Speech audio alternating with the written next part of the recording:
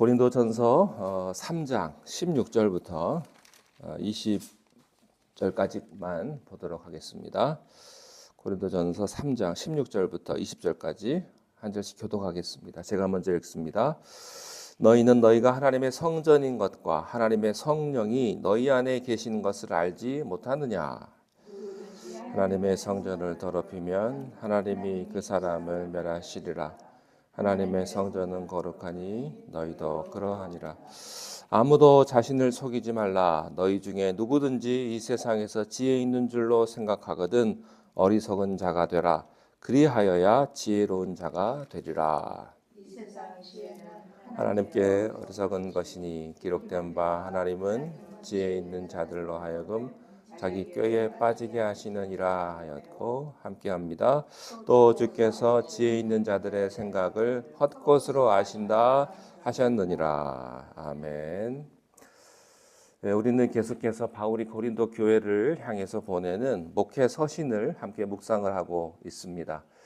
고린도 교회는 바울에게 참 특별한 교회였던 것 같습니다. 바울이 2차 전도 여행 중에 1년 6개월 동안 머물면서 창립한 교회인데 지리적인 요충지에 아주 딱 위치한 그리고 경제적으로 잘 사는 곳이었는데 또 그와 한편 굉장히 또 타락하고 음란한 그 당시에 미의 여신 아프로디테의 신전이 있는 도시 전체가 굉장히 음란 문화가 가득한 곳이었는데 그곳에 바울이 교회를 세웠습니다. 왜 그런 곳에 교회를 세웠을까? 그런 곳이기 때문에 교회를 세웠습니다. 최악의 세상은 최상의 교회를 필요로 하기 때문입니다.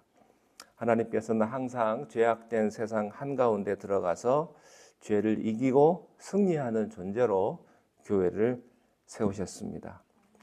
교회를 통해서 우상 숭배와 음란 문화에 빠져 있는 사람들을 불러내서 거룩한 성도로 변화시키십니다. 바울이 그곳에서 1년 6개월 넘게 정성 들여 잘 개척한 교회를 이제 뛰어난 성경 선생님이었던 아볼로가 와서 잘 가르쳐서 양육을 했습니다. 당대의 최고의 목회자들이 기반을 쌓았기 때문에 고린도 교회는 아주 폭발적으로 부흥을 했습니다. 그런데 그 과정에서 뜻하지 않은 문제들이 생겼습니다. 바울이나 아볼로 같은 분이 목회를 해도 교회가 문제가 있습니다. 모든 교회는 문제가 있을 수밖에 없습니다. 그 뜻하지 않은 문제는 뭐였냐면 주변 환경이 워낙 그렇다 보니까 아직도 음란 문화의 옛 사람의 문화를 고치지 못한 성도들이 많았던 겁니다. 그래서 근친상간에 또 매춘부를 찾아다니는 이들도 있었고 또 그에 반해서 희한하게도 고린도 교회 안에는 성령의 역사도 많았습니다.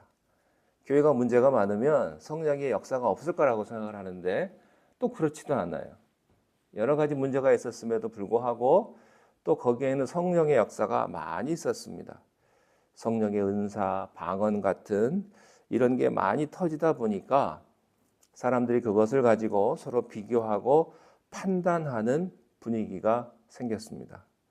그러니까 믿음이 성장하지 못한 사람들이 은사를 받다 보니까 그 은사를 가지고 감사하고 겸손하지 못하고 오히려 더 그 은사를 교만하게 받아들이게 된 것이죠. 그 하나님이 주신 선물을 은사를 선물로 감사히 받는 게 아니라 서로를 비교하고 비판하고 서로를 판단하고 정죄하는 분위기가 돼버린 거죠.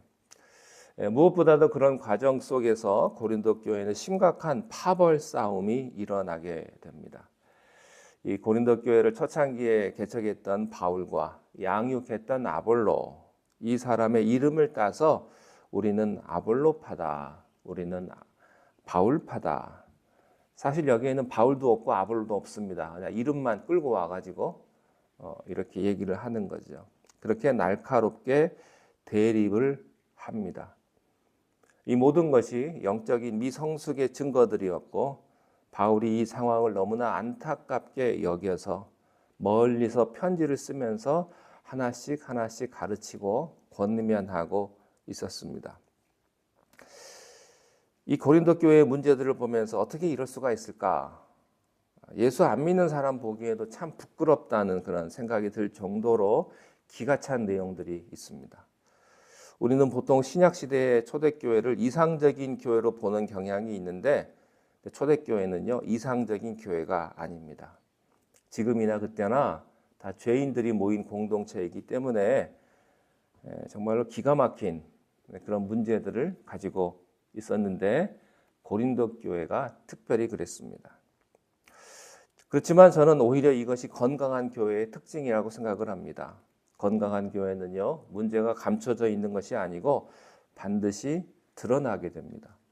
성령의 역사가 가득하기 때문에 여러 가지 교회의 문제들, 돈 문제, 이단의 문제, 교인들 사이에 이런 문제들이 감추어진 것이 아니라 성령님께서 들키게 하세요. 들키는 게 좋아요. 드러나는 게 좋은 겁니다. 뭐든지 감추고 있다가 그게 한순간에 빵 터지면 걷잡을 수가 없죠. 그래서 빨리빨리 조기에 터지고 문제가 드러나서 성령님께서 이걸 드러내셔서 회개하게 하시고 바로잡게 하는 게 좋은 거라고 생각합니다. 좋은 교회는요, 문제가 없는 교회가 아니라 그 문제가 성령의 역사로 빨리 드러나고 그리고 우리가 예수님의 은혜 앞에 엎드려서 그 문제를 극복해 가는 교회가 진짜 좋은 교회다라고 믿습니다. 어떤 부부가 좋은 부부냐? 문제 없는 부부가 좋은 부부가 아니고 문제가 있지만 그것을 빨리빨리 해결하는 부부, 빨리빨리 해결하는 가정. 비즈니스도 마찬가지 아니겠습니까? 문제가 있지만 그 문제가 우리가 부딪혔을 때 그 문제를 빨리 해결할 수 있는 게 좋은 거죠. 그래서요, 우리가 교회를 생각할 때 너무 핑크빛 환상을 가지고 바라보지 마십시오. 교회의 머리 되시는 예수님은 우리가 마음껏 기대해도 좋지만 교회는 실망할 일이 가득합니다. 이것을 아예 전제로 하시고 우리도 그렇잖아요. 여러분 자신을 보고 스스로에게 실망하는 경우가 얼마나 많습니까? 내가 이것밖에 안 되나? 교회가 이것밖에 안 되나? 그게 우리들의 현 주소예요. 우리가 이것밖에 안 되는 존재가 아니라 아주 형편없는 존재를 우리 주님이 구원하신 겁니다. 그것을 우리가 미리 생각을 하고 고린도 전서를 보는 게 좋습니다. 바울이요, 그 어떤 잔소리보다 16절, 17절에서 딱 한마디 합니다. 너희가 하나님의 성전이다. 자, 16절, 17절 함께 읽겠습니다. 시작. 너희는 너희가 하나님의 성전인 것과 하나님의 성전이 너희 안에 계시는 것을 알지 못하느냐? 누구든지 하나님의 성전을 더럽히면 멸하시리라. 하나님의 성전은 거룩하니 너희도 그러하니느냐? 성령이 너희 안에 계시는 것을 알지 못하느냐?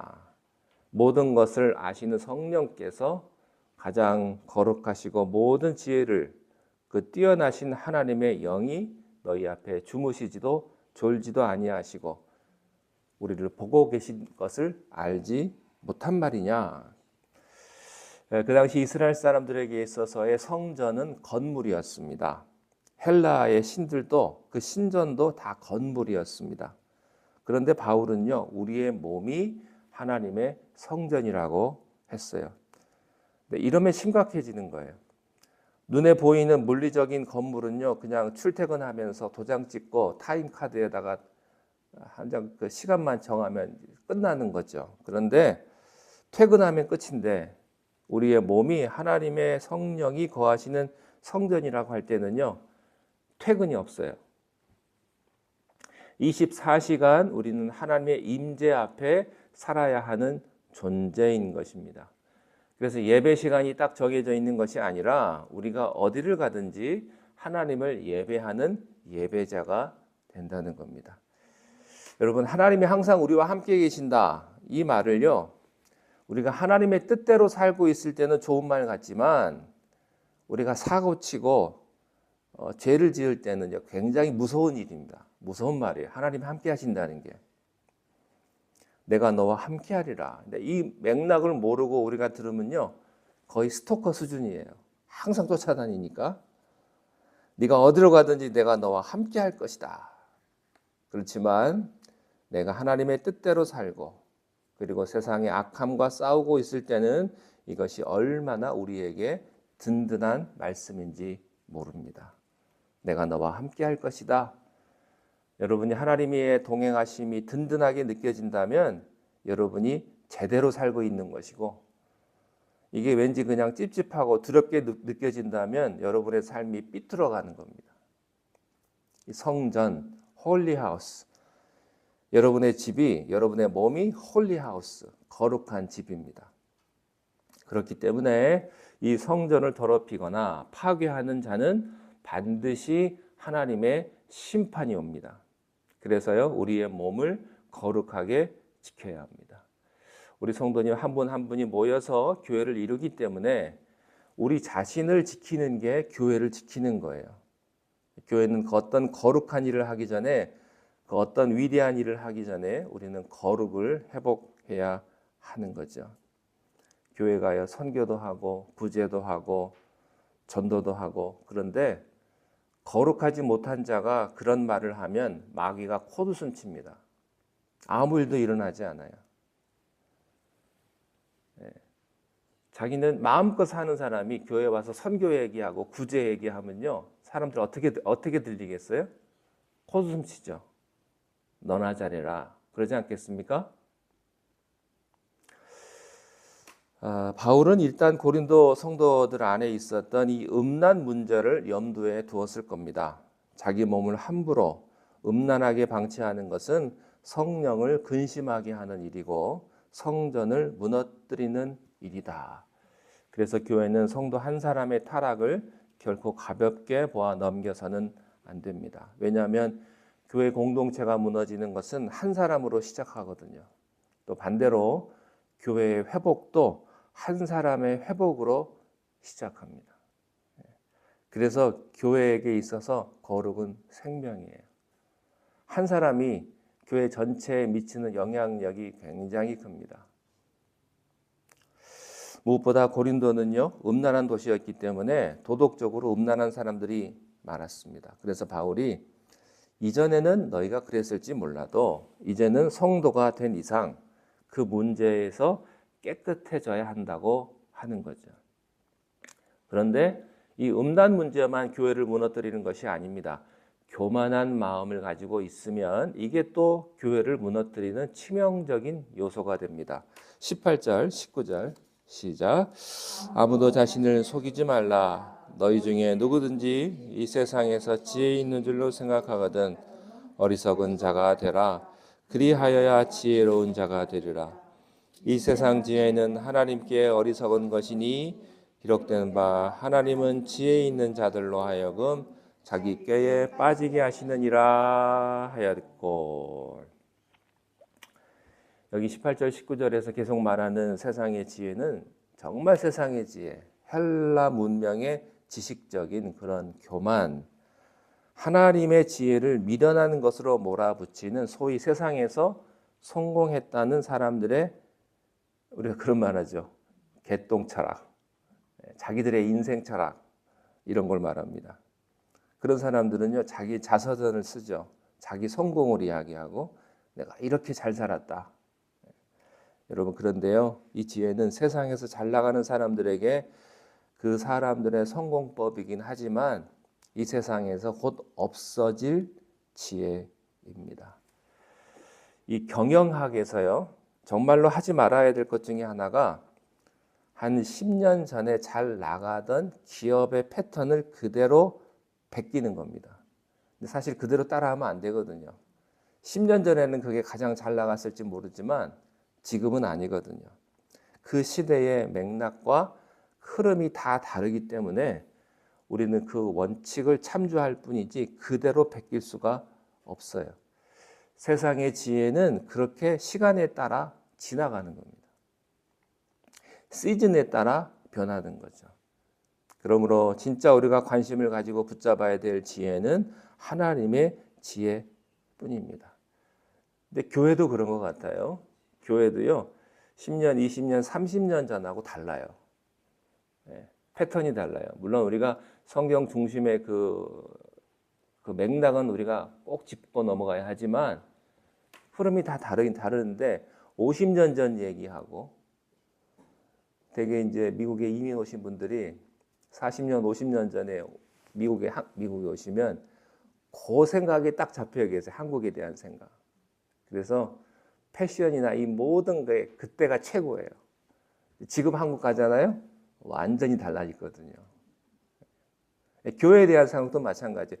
본인이 어렸을 때 교회에서 신앙생활 했던 게 최고라고 생각을 하시는 거예요. 물론 그거 맞는 부분도 있지만 여러 가지 달라진 부분도 있거든요. 교회가 그 시대에 따라서 배경에 따라서 뭔가가 좀 달라진 것도 있는데 꼭 자기의 믿음 스타일로만 고집하는 경향도 있다고 하는 거죠. 우리가 정말로 그렇지만 관심을 가지고 붙잡아야 될 지혜는 하나님의 지혜뿐입니다. 우리가 세상의 뉴스를 보면 똑똑해질 수는 있겠지만 그거 헛똑똑이에요.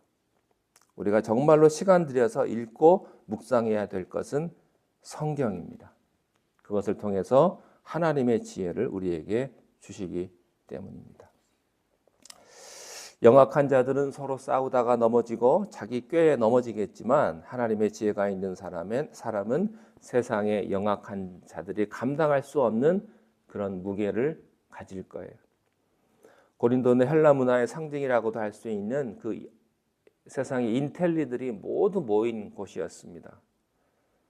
예수님을 믿고 나서도 지적인 교만을 버리지를 못해요.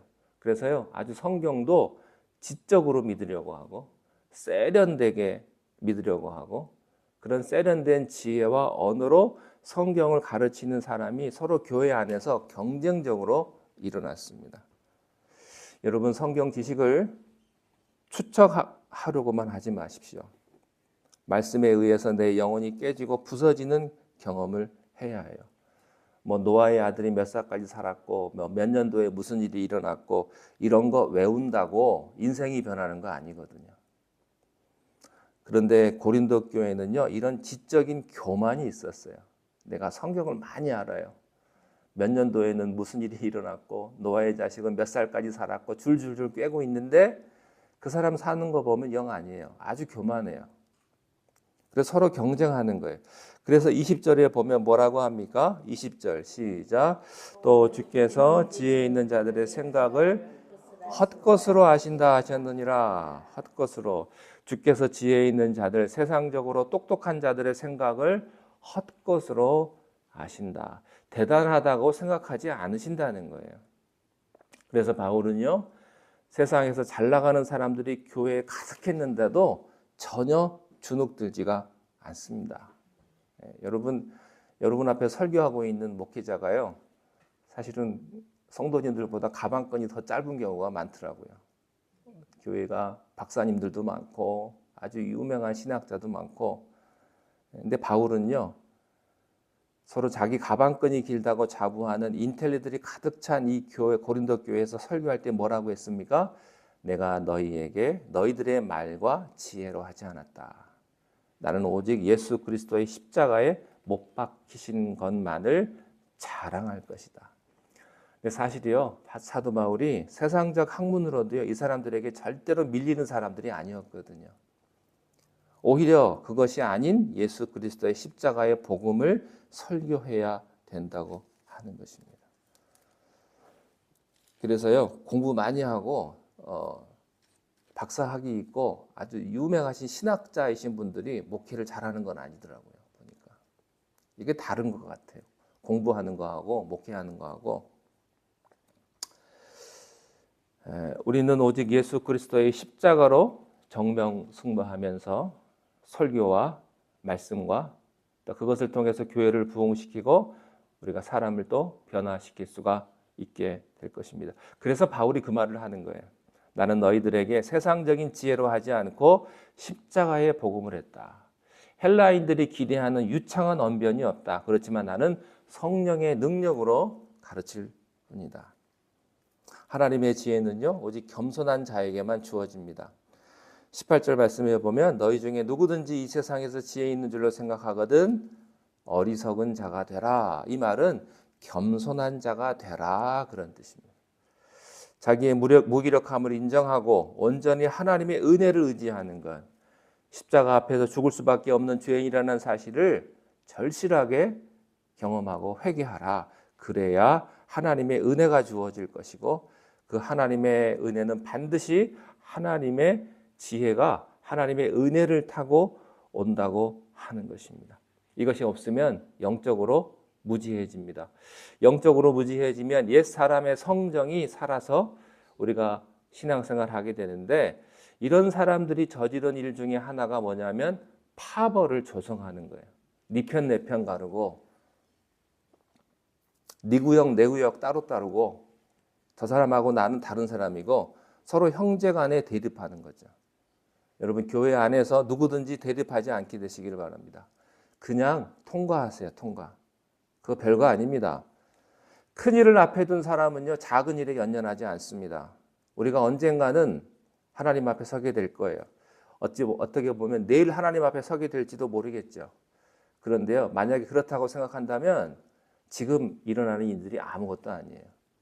그러므로 서로 아웅다웅하지 마시고 좀 부족하고 못마땅하고 마음에 안 드는 게 있어도 그냥 통과하십시오. 별거 아닙니다. 그게. 우리가 내일 하나님 앞에 간다고 한다면 지금 중요하고 지금 내가 목숨 거는 일이 그렇게 중요한 일이 아니라는 거예요. 그냥 다 넘어가십시오. 다른 사람이 허물이 있어도 그냥 눈 감아주세요. 눈 감아주세요. 그거 그렇게 큰일 아닙니다. 중요한 것, 여러분 주님 앞에서 여러분의 믿음을 지키는 게 가장 중요합니다. 하나님의 은혜 안에서 여러분 겸손하게 주님의 은혜를 바라볼 수 있는 그런 축복이 여러분 가운데 있기를 바랍니다. 기도하겠습니다. 하나님 아버지, 우리가 세상 지혜를 쫓아가지 않게 하시며 하나님께서 주시는 하나님의 지혜를 우리가 경험하며 살아가게 하여 주시옵소서. 우리가 어느 순간에 하나님 앞에 서게 될지는 우리가 아무도 알 수 없사오나 우리가 오늘 하루도 주님 은혜 가운데서 최선을 다하며 믿음의 삶을 살아가는 우리가 되게 인도하여 주옵소서. 한 번 죽는 것은 사람에게 정하신 것이요 그 후에는 심판이 있으라는 말씀을 기억하며 오늘도 하나님의 은혜 가운데 거하는 귀하고도 복된 삶을 살아가는 우리 모두가 되게 축복하여 주옵소서. 많은 일을 겪게 될 것입니다. 그러나 그 가운데서도 흔들리지 않게 하시고 우리가 믿음의 굳건한 반석 위에 하나님 삶을 살아갈 수 있도록 우리의 모든 인생을 주님께서 복되게 인도하여 주옵소서. 살아계신 예수님의 이름으로 감사하며 기도하옵나이다. 아멘.